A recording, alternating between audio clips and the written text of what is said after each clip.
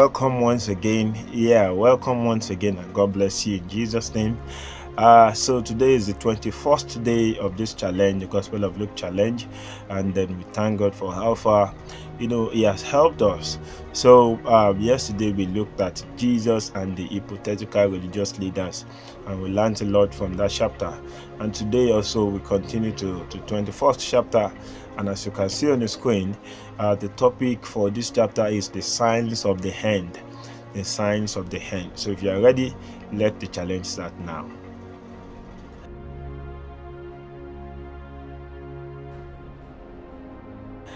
All right, welcome once again, and God bless you. So I'm Pastor Shola Obadimu. If you're new to this channel, please do well to subscribe, and don't forget to like and drop a comment, if there's any revelation that jumped at you in this discussion. And of course, don't forget to share this with your fellow Christians on different Christian platforms, your WhatsApp statuses, and as you do so, the Lord bless you in Jesus' name. So chapter 21 of the Gospel of Luke, and then the topic we have for it is the signs of the end. So let's go. Soon he was done with the day's sermon, and it was time for offering. So he observed from a corner how the rich were showing off as they came forward to drop their offering in the offering box. However, just behind them was a poor widow who walked to the box and dropped 2 small copper coins, whose value is probably worth something less than a US dollar in 2003 purchasing power. One could tell that she was intimidated by their show-offs, but Jesus stepped in and changed the mindset of his disciples, saying, "This poor widow actually gave more than everyone who gave an offering today, simply because she worked very hard to get those 2 coins. Yet she dropped everything in the offering box because of her faith in God. But for the rest, their offering does not add any significant value before God, because they gave a little portion of what they could survive without to God. It was far from their best. However, this poor widow gave a last dime, expecting God to honor her giving faith." Now, you see, humanly speaking, the definition of things is different from the definition of things from God's perspective. Now, how do I mean? If you were also in the temple that day, of course, you would have said that the widow gave the least out of all those who came out to drop their offering. But Jesus told the disciples, no, she actually gave the most. Why? Because she gave her all. She probably didn't know where the next meal will come from. She didn't have a husband to fall back to. She's a widow, and she probably have worked hard to get that 2 coins. So she gave her all. So when it comes to giving, the size of what we give is not what determines, how valuable it is before God, but it is the sacrifice involved, it is the faith involved, and it is, how valuable that thing we have given is to us. For example, if I have 10 million and I give maybe 1 million out of the 10 million I have, to God, as a man, if you say, wow, 1 million, say, wow, this is a big money, either in naira or dollars, this is a big money. But God looks at what out of what you have brought out that money. God is looking at the big picture. How much do you really have? What is the total money you have, and how much have you brought out? So there could be a man that just walks up to the offering box and just drop 100 naira, maybe $100 or 100 naira. And if you are the pastor or maybe the usher or anybody in charge, and you say, who is this man that dropped 100 naira? You could have even said something funny behind. They're saying we don't want people giving 100. I want people that can big money. But you never can tell if that 100 naira is the last penny in the hand of that man or that woman that came out to drop it. And you never can tell, maybe he or she even has a meal to feed on that night or that day, he or she gave that money. You never know the financial condition he or she is.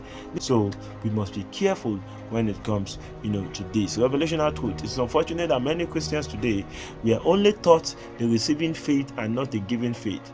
It takes a strong faith in God, especially for provisions, for you to give your last penny. It takes a strong faith in God, especially for provisions, for you to give your last penny. And the truth really is, until you can give your last penny, even when you don't have an idea of where the next provision will come from, then you don't trust God as a provider. Maybe, I should ask that, have you ever really given your last penny to God? Of course, giving your last penny is not the criteria to heaven or something. But at times, your faith will be tested on that. And God is saying, just give me everything you have. That happened to me several times. I've done it. And God is saying, just maybe, it's an instruction. Or maybe the Holy Spirit is just a person now. Drop everything you have now for this work, or send it to this person. And you're like, how will I survive? The God who said you should drop it knew you survive. He knew you have things you need to take care of. But that is a test of faith. That's a test of faith. There will always be a point in your journey where that test will come. If you have never experienced it, I want to tell you it's still going to come your way, except you are not working with God by faith, or you don't want to experience some kind of miracles, or you don't want to grow spiritually. These are things that are inevitable for every children of God. Now, when the service was over, some of his disciples began to gist about how unusually opulent the structure of the temple was. They spoke on the beautiful stonework and the memorial decorations on its walls. Indeed, even history agrees that the then temple building was one of the most beautiful in the world at that time. But he said to them, "Mark my words, the time is coming when this beautiful edifice will turn to rubble, such that even a stone will not be left on another." Tradition has it that the then temple of Israel, was one of their pride. Jesus prophesied about it, that the day is coming that your enemies will surround you, but you know not that day. And Jesus wept over them. So it was one of their pride. It was one of the beautiful edifices in the world at that time. So revelational truth here, it was making reference by the Spirit to the inevitable dissolution of Jerusalem and the temple in AD 70 by Titus, the Roman general who would spearhead the destruction. So Jesus was making reference to what was inevitable, the dissolution of Jerusalem and the temple in AD 70 by Titus, the Roman general who spearheaded the destruction. AD 70 means 70 years after the death of Jesus. That beautiful temple that the disciples were trying to call the attention of Jesus to, was brought down to rubble. And everything Jesus said eventually came to pass. Confused, the disciples asked, "Master, we hope there will be some warning to get the people prepared before the destruction takes place, so that the loss won't be too unbearable." But Jesus didn't reply to that question, because he knew they won't be alive when the prophecy will be fulfilled. And besides, there's nothing they can do about it, because the destiny of Jerusalem had been sealed to experience that event 70 years before its physical manifestation. So instead of replying to their question, he went further to warn them about the signs of the end time they need to be acquainted with. So he said to them, "The first weapon of destruction the devil will launch to destroy many into hell in the last days is deception.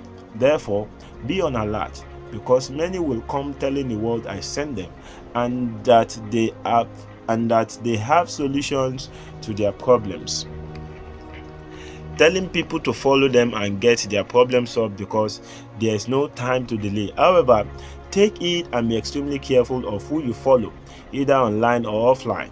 Be extremely careful of the church you attend and who ministers to you, because not all the prominent ministers out there were sent by me. Also, following the massive deception that will flood the earth is the rise of wars and battles. When you hear of this, brace up, because these are inevitable. But the end of the world won't come immediately. During these seasons, you will hear of nations rising against nations and kingdom against kingdoms. I mean, this already, this has already come to pass, and it's still coming to pass. You see, have the Ukraine, the Russia war ongoing, and the Israel themselves fighting with their neighboring nation. And there will be great earthquake in various places, alongside famines and pestilence, and there will be fearful sights and great signs from heaven. But before all these things, they will lay their hands on you and persecute you specially, delivering you up to the synagogue and prisons. You will be brought before kings, rulers, and colonial masters and governors for my name's sake. Now, it's dangerous to deny and compromise at that point, because God would allow you to be persecuted and brought before these godless politicians and rulers in order to give them the opportunity to hear the gospel, which they probably never had.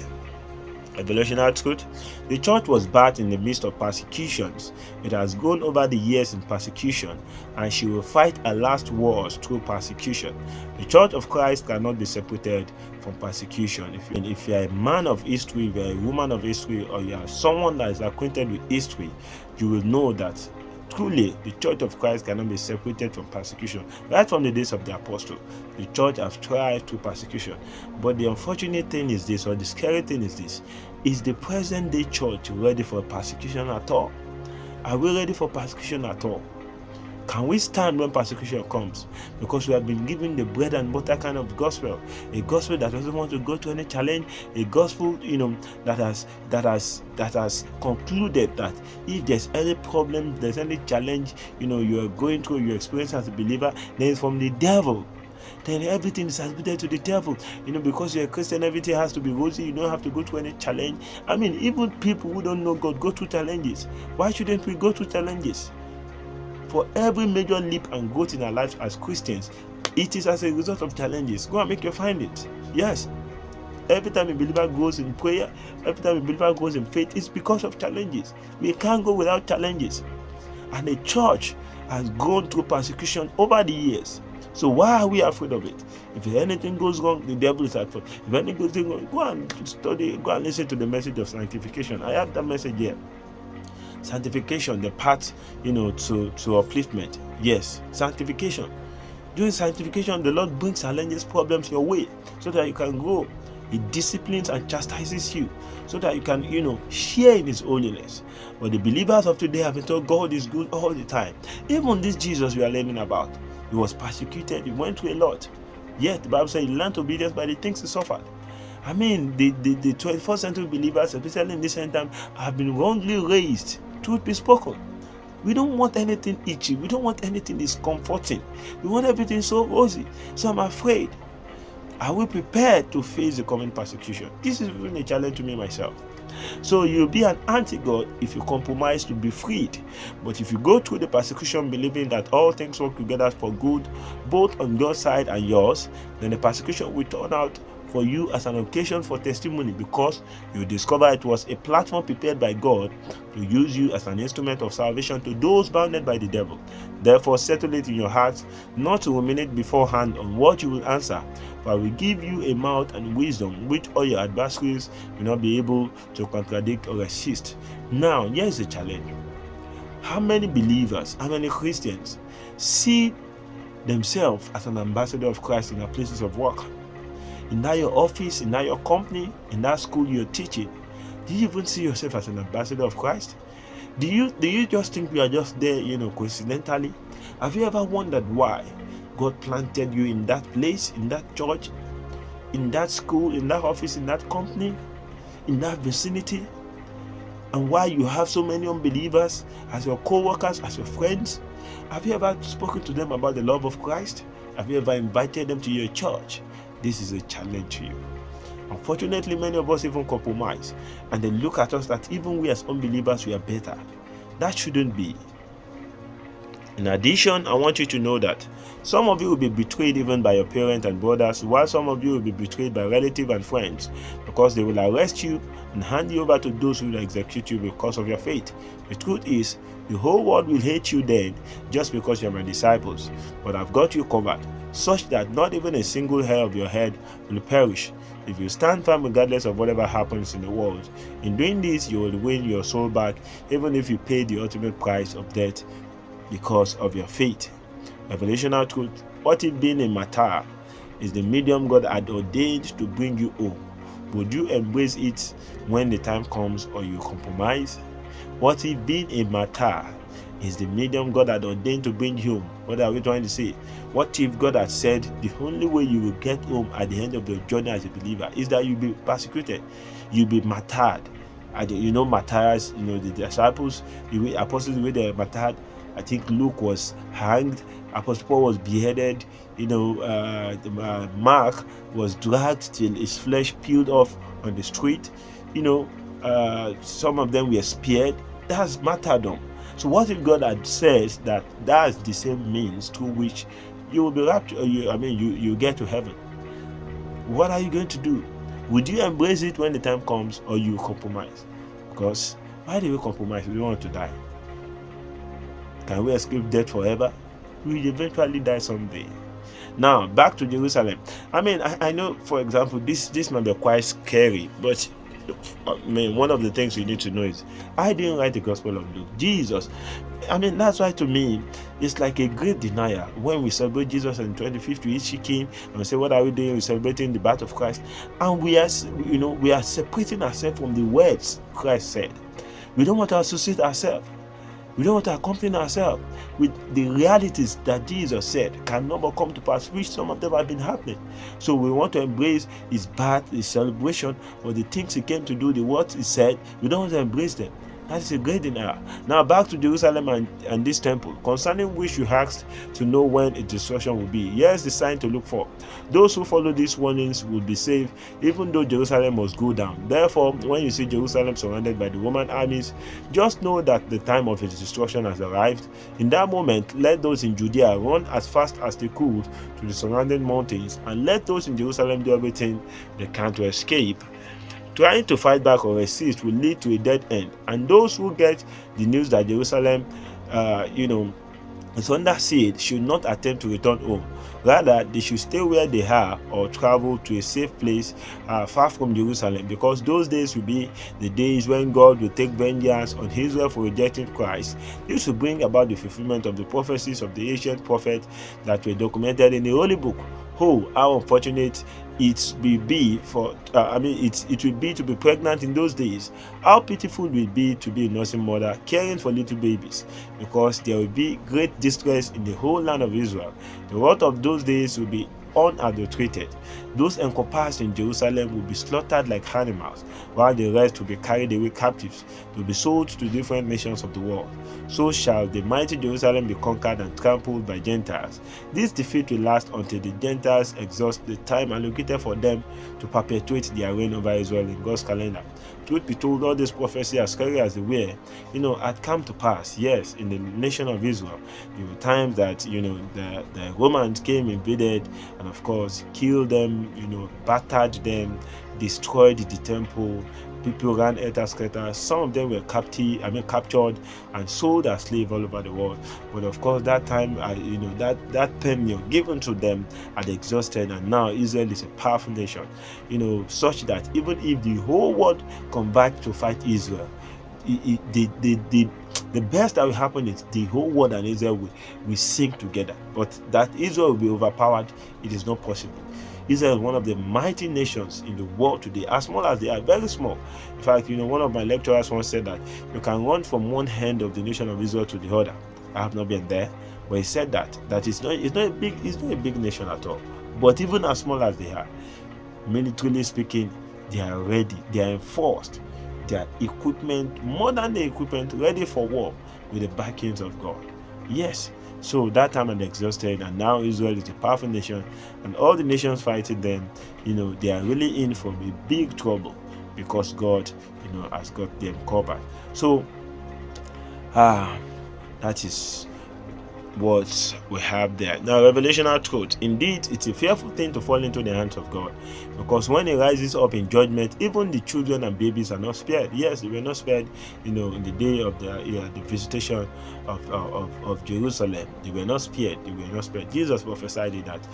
Woe to nursing mothers that day. Because it's a day that you have to run for your life. Imagine you have babies, maybe you're pregnant. How do you do it? But the truth of the matter is, when God's word comes, children and babies are never, and they are not always spared. When God came in the days of Noah, we don't have any record that God told Noah to go and pack out the babies. They were destroyed with the flood, with their ungodly parents. And in the days of Sodom and Gomorrah, there was no record that God spared them. It was everybody.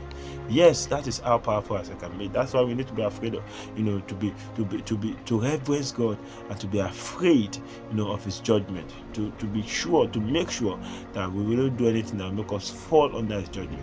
Because when His judgment comes, there will be no mercy. Now, in continuation of the signs that will precede my coming, watch carefully for the following, because once they begin to take place, I'm right behind the door, and my coming is very near. When you see strange events in the skies, giving warnings through the sun, moon, and stars, which throws the world and its inhabitants into great distress, especially because the water world will be out of course, losing their stabilities. At this point, the unbelievers alive will be paralyzed with fear, as they will begin to lose their mind because of what is coming upon the earth, which they don't know how to survive, because even the power structure of heaven will be shaken. After all this, those alive will see the Messiah coming with the clouds of saints and angels with power and great glory.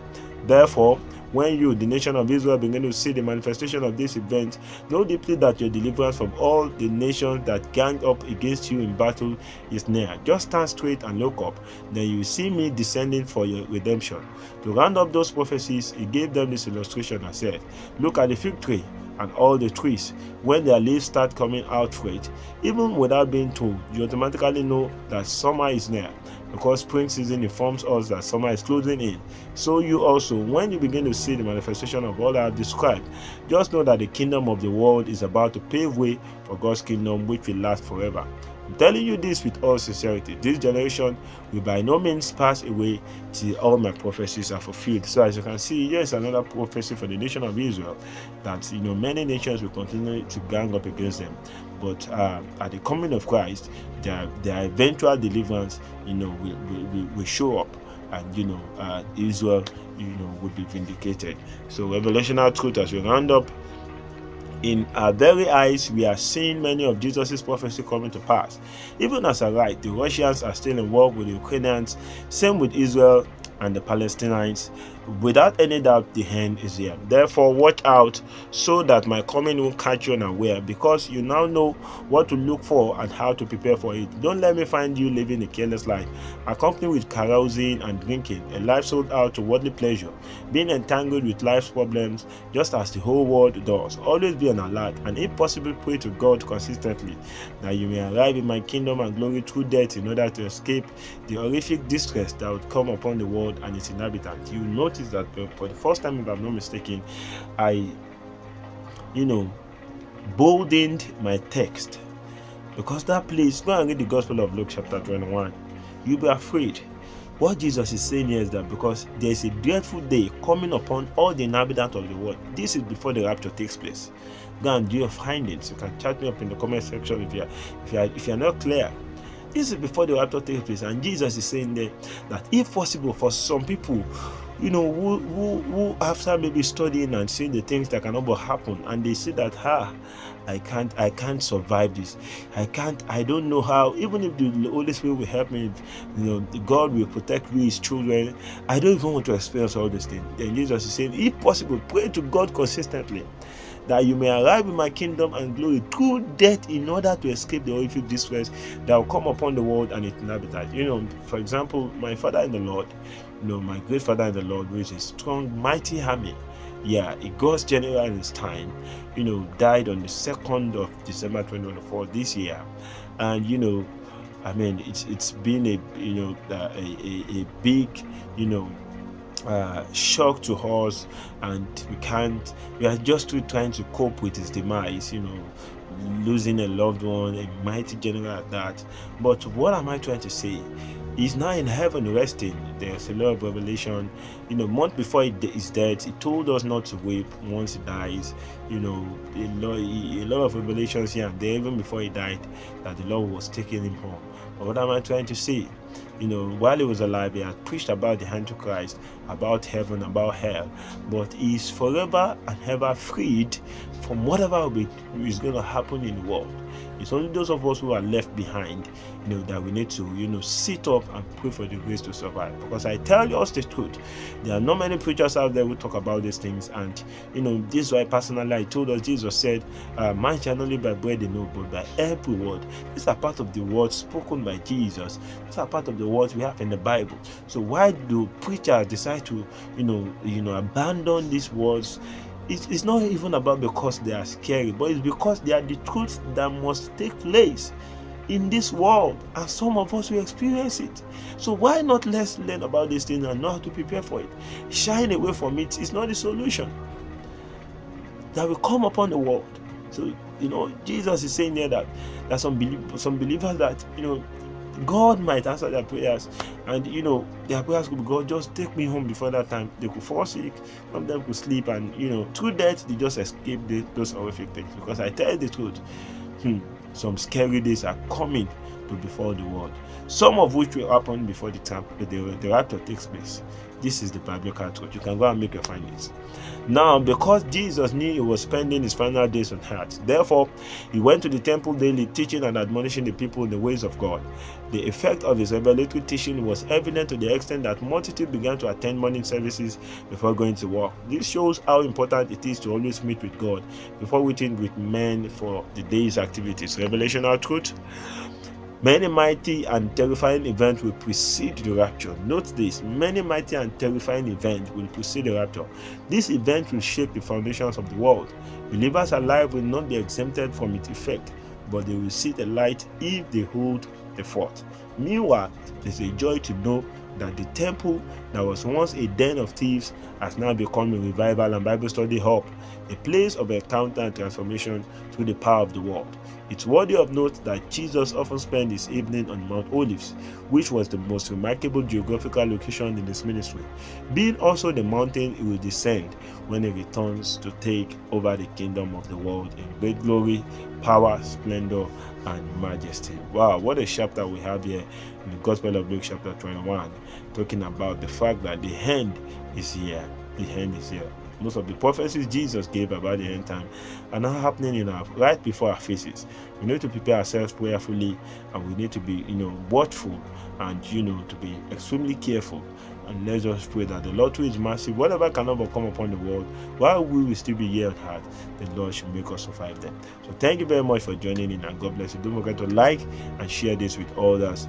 And of course, tomorrow we are going to be looking at chapter 22 as we round up this Gospel of Luke challenge, Holy Thursday. Wow, this is an emotional chapter. Holy Thursday. Have you heard of Holy Thursday before? That's the Thursday that preceded, the crucifixion of Christ on Friday, when Jesus, that Friday we call the Good Friday, when Jesus was crucified. So till I come your way tomorrow, stay well and God bless you. Bye for now.